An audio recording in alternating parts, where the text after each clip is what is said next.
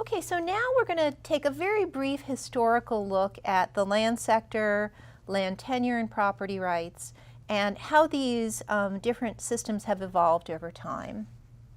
So to begin, people have always depended upon land and resources for our basic needs, whether that's for food, for shelter, for water, as well as for our emerging wants, the things that we would like to produce to make our lives more complete. People have also always had rules about who can access land, for what purposes, and within what time frame.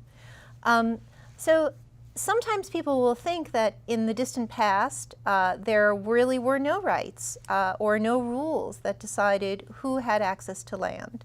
But in fact, as ethnographers and anthropologists have looked around the world, they found time and again that fairly complex systems of rules have been developed to govern access to those resources. What's important to note here is that the need for rules and the nature of the rules themselves evolve over time as people's relationship to nature, to land, to natural resources change.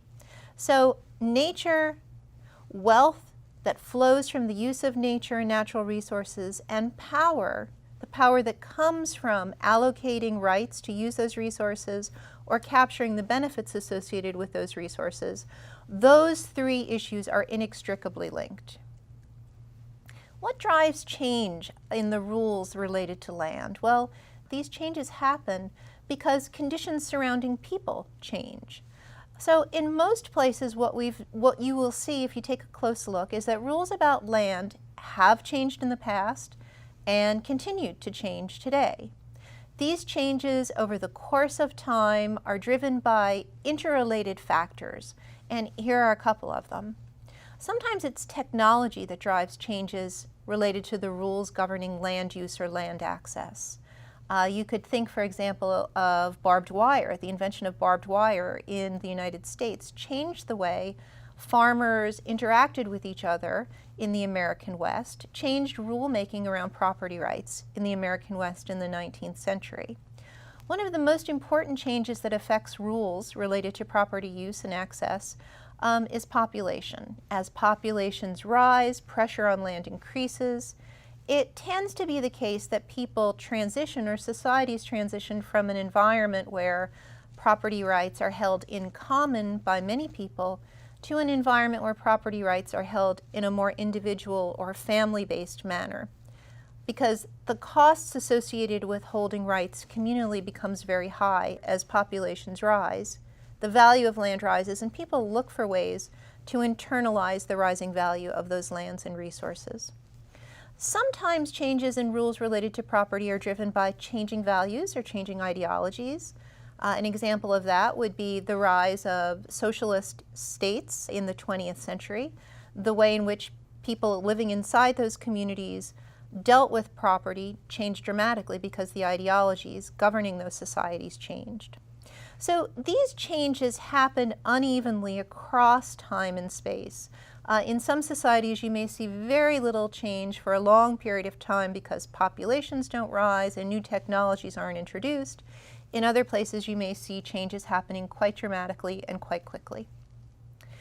A simplified view of how these changes tend to occur over time, though, would look something like the following. A typical transition would be from an environment where there are customary rights to land, governed by informal governance systems, institutions, and leaders, to an environment where there's a statutory system governing access to, use over, transfer of land and property rights. And for those of you who come from common law jurisdictions, your societies have experienced this change from a system where there was quite a lot of customary rulemaking around land and resources to a system where now we largely have a statutorily based system related to land. We also tend to see a transition from informal systems, that is non-state based systems, to more formalized systems governing land and resource use and allocation. So from a system where local leaders, traditional authorities, may govern the use of these resources to a system where the government, a formal government, is responsible for those systems. And again, usually a transition from groups controlling access to rights over transfers of land to a system where there's more individualized rights to land and other kinds of property.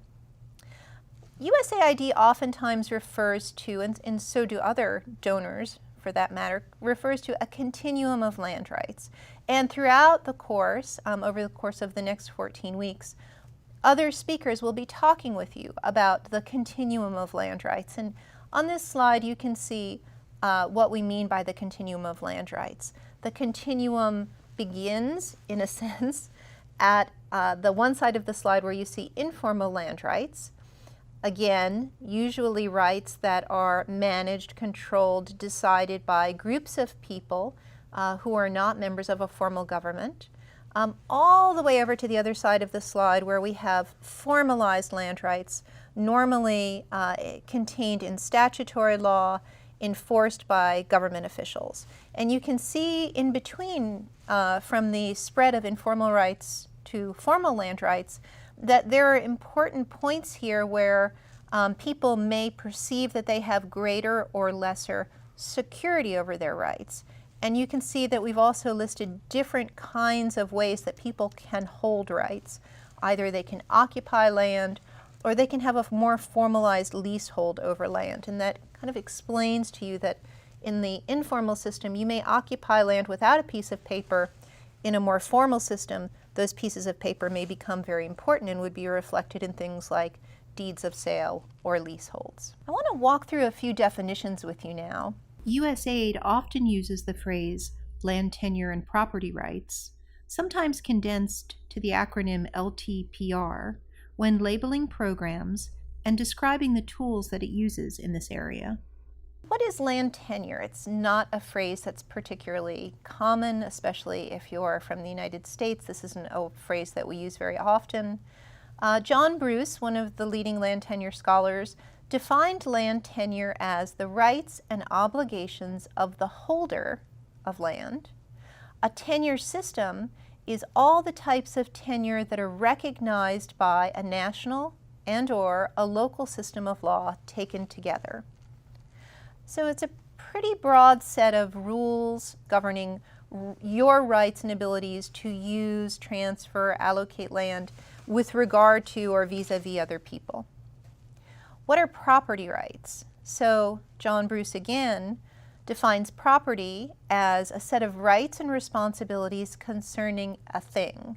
So property is also the term for the thing itself. This gets a little bit confusing. The thing, when we talk about property rights, and we're basically talking about real property, the thing is the land itself, any buildings or immovable objects that are built on the land. But we also have different categories of property called movable property, and those are things like a car, could be something like a pen or my computer. And then we have a final category of property that's called intangible property, and that includes items like patents or ideas.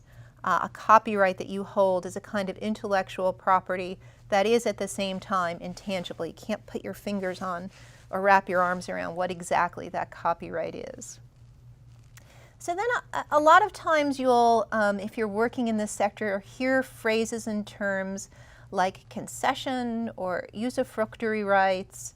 Sometimes you may hear people talking about quieting a title. Sometimes you'll hear about customary proprietorship. A very common term and very important in the development sector is the phrase the commons. So it's important to recognize that there are, in this sector, like every development sector, a lot of specific language and terms that help us to define and to categorize the work that we're doing in the land sector. It may be important for you, or it may be useful for you to know that the FAO, the UN's Food and Agriculture Organization, has published a multilingual thesaurus that you can refer to, and that's included in your recommended readings, that can help you get over some of the confusion that you may feel at the beginning of this course when you're being introduced to new words and phrases that are unfamiliar to you.